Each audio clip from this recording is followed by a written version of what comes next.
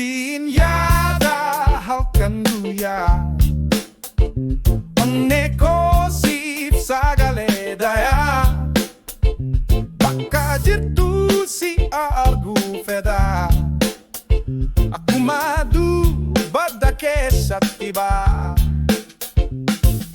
siin wal arguuf hawwiin koo siif qofa guutuu onnee koo toohamiyaa garaa koo keessa si waliin jiraachuu fedhee asumaa.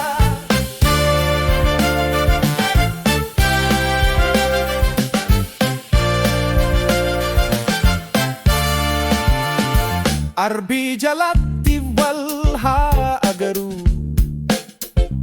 dhugaa jireenyaa wal haa ba'u jaalalli keenya akka bariisaa waliif haa ibsu akka ifa aduu fi urjii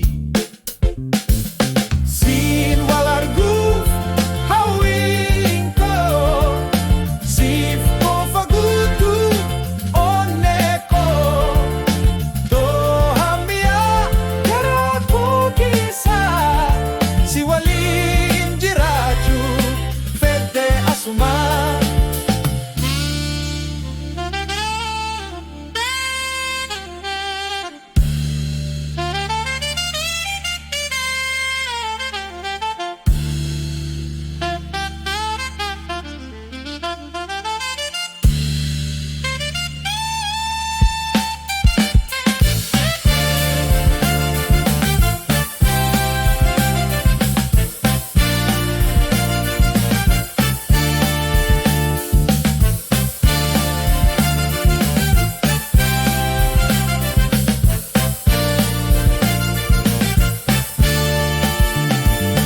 Hiriyaa koo si jala deemaa jiruu koo siif naaf dhiisaa si waliin yaada galgala guutuu akka hawwiin guutamu siif naaf dhiifnaa.